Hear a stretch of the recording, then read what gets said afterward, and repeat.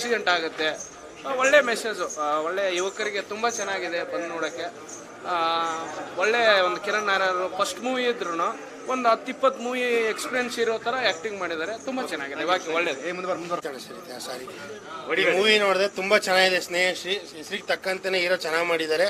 ಆಮೇಲೆ ಈ ಸಿನಿಮಾನ ಮೊದಲನೇದಾಗಿ ಪ್ರತಿಯೊಬ್ಬ ಡೆಲಿವರಿ ಬಾಯ್ಗೆ ಆಗಿರ್ಬೋದು, ಆಟೋ ಡ್ರೈವರ್ ಆಗಿರ್ಬೋದು, ಮತ್ತೊಬ್ಬರಿಗೆ ಇವರಿಗೆ ಡೆಡಿಕೇಟ್ ಮಾಡೋಂಥ ಸಿನಿಮಾ. ಇವತ್ತು ನಮ್ಮ ಕರ್ನಾಟಕದಲ್ಲಿ ಇವತ್ತು ಸರ್ಕಾರ ಎಷ್ಟೋ ಜನಕ್ಕೆ ಏನೇನೋ ಫ್ರೀ ಕೊಡ್ತಿದ್ದಾರೆ, ಬಟ್ ಅದೇ ಡೆಲಿವರಿ ಬಾಯ್ಸ್ನ ಎಲ್ಲರೂ ತುಂಬ ನೆಗ್ಲೆಕ್ಟ ನೋಡ್ತಿದ್ದಾರೆ. ಇವತ್ತು 5 ನಿಮಿಷ ಲೇಟ್ ಆದರೆ ಅಮ್ಮನ ಅಕ್ಕನ ಅಂತ ಅವಾಚ್ಯ ಶಬ್ದ ಉಪಯೋಗಿಸ್ತಿದ್ದಾರೆ.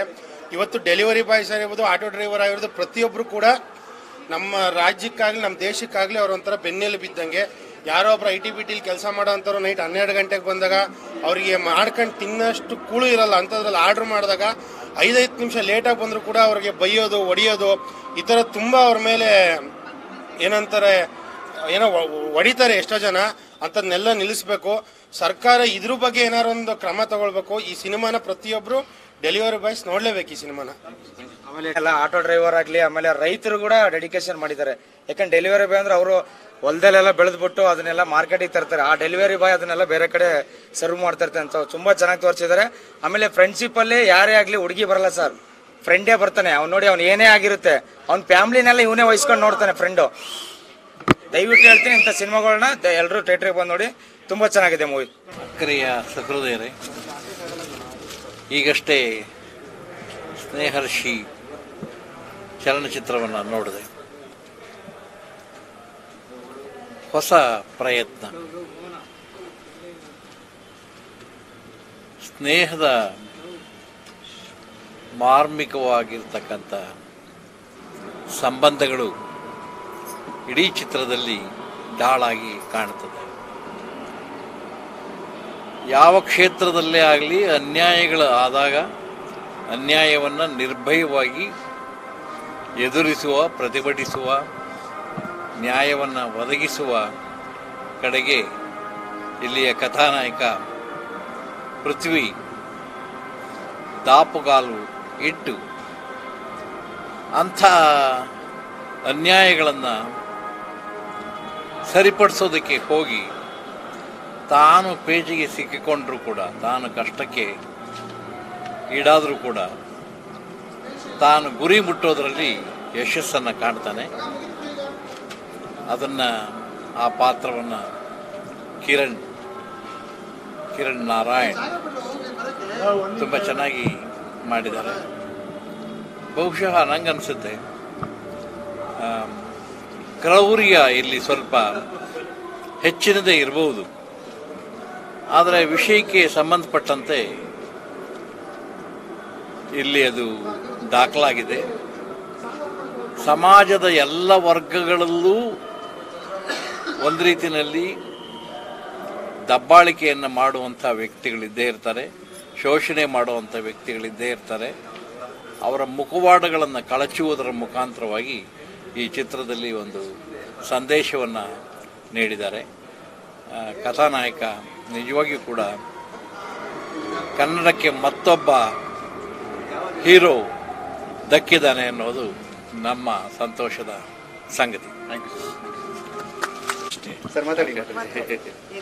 ಈ ಕಿರಣ್ ಈ ಸಿನಿಮಾ ನೋಡಿದ ಮೇಲೆ ಬಹಳ ಒಂದು ಸಂತೋಷ ಆಗಿದೆ.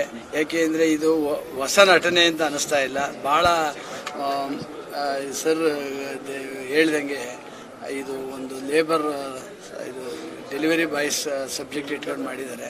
ರಿಯಲಿ ಭಾಳ ನ್ಯಾಚುರಲಾಗಿ ಮೂಡಿ ಬಂದಿದೆ. ಇದ್ರ ಬಗ್ಗೆ ಭಾಳ ಒಂದು ಎಷ್ಟು ಹೇಳಿದ್ರು ಕಡಿಮೆನೆ.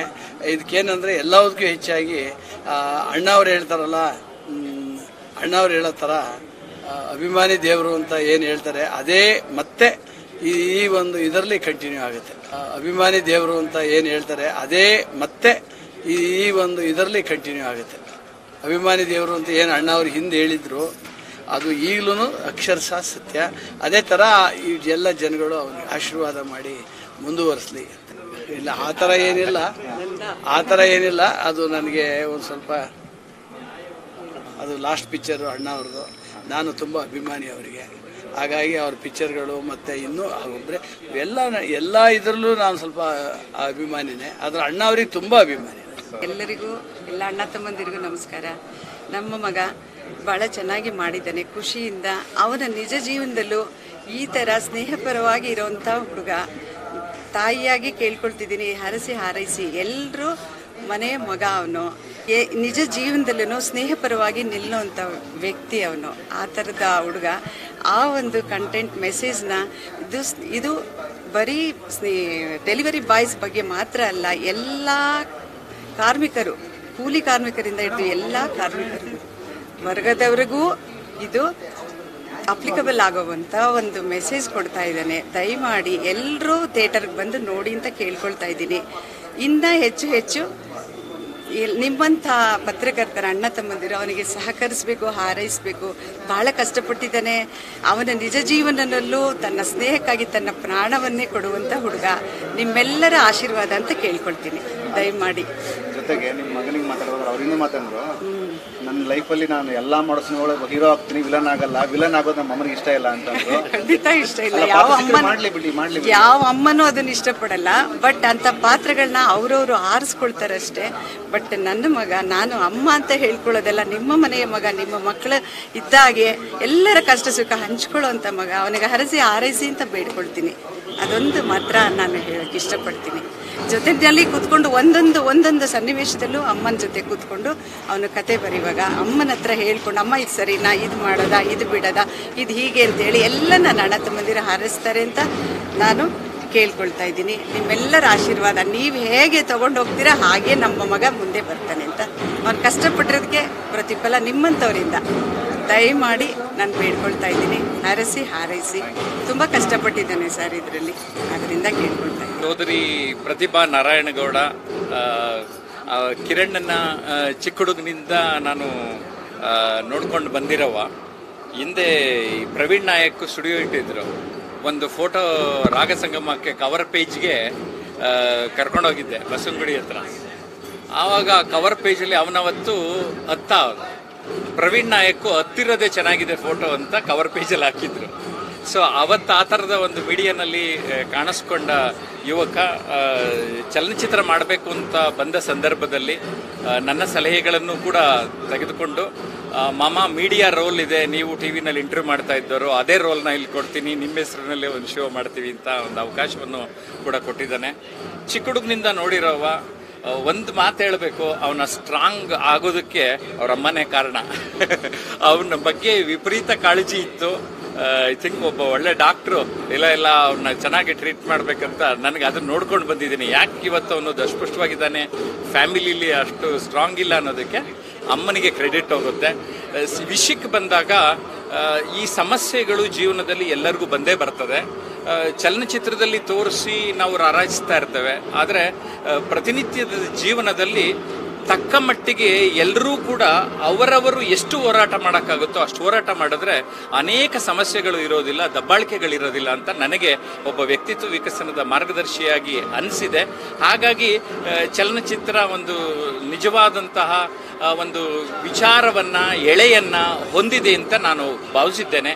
ಜೊತೆಗೆ ನಾನು ಮಾಧ್ಯಮದ ಪಾತ್ರ ಇಲ್ಲಿ ನೀಡಿರೋದ್ರಿಂದ ಮಾಧ್ಯಮಗಳು ಕೂಡ ತುಂಬ ಜವಾಬ್ದಾರಿಯನ್ನು ಕೆಲವೊಂದು ಕಡೆ ಮಾಡ್ತಾ ಇದೆ. ಸೊ ಎಲ್ಲರೂ ಕೂಡ, ಅಂದರೆ ಜನಸಾಮಾನ್ಯ ಕೂಡ, ಅಲ್ಲೊಂದು ಮಾತಿದೆ, ಎಲ್ಲ ವೃತ್ತಿಯವರಿಗೆ ಇದು ಸಂಬಂಧಿಸುತ್ತೆ ಅಂತ.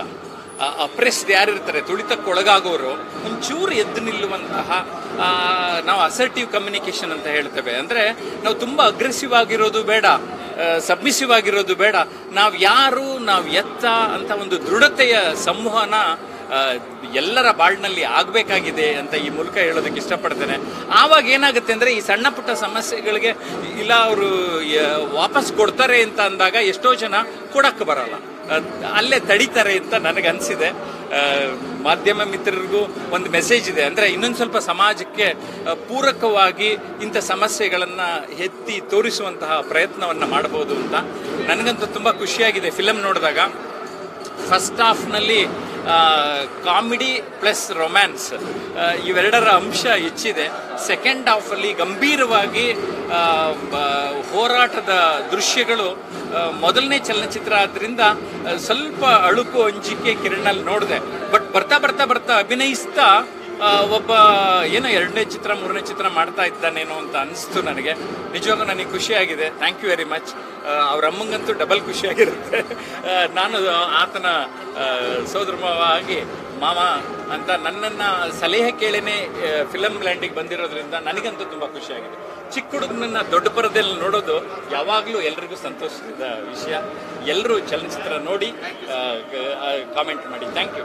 ಬಿಡುಗಡೆ ಆಗಿದೆ 2ನೇ ಚಿತ್ರ. ಅವನದು ಹಾಗೆ ಮುಂದುವರಿಲಿ ಅಂತ ನಿಮ್ಮನ್ನೆಲ್ಲ ಕೇಳ್ಕೊಳ್ತಾ ಇದ್ದೀನಿ. Thank you very much.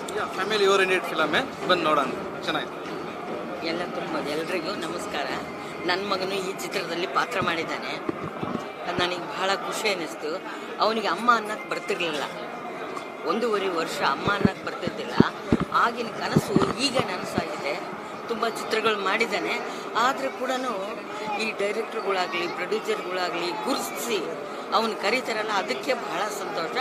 ಎಲ್ಲ ಫೀಲ್ಡ್ನಲ್ಲಿ ಕೂಡ ಕಷ್ಟ ಇದೆ ಅನ್ನೋದು ಗೊತ್ತಾಗತ್ತೆ.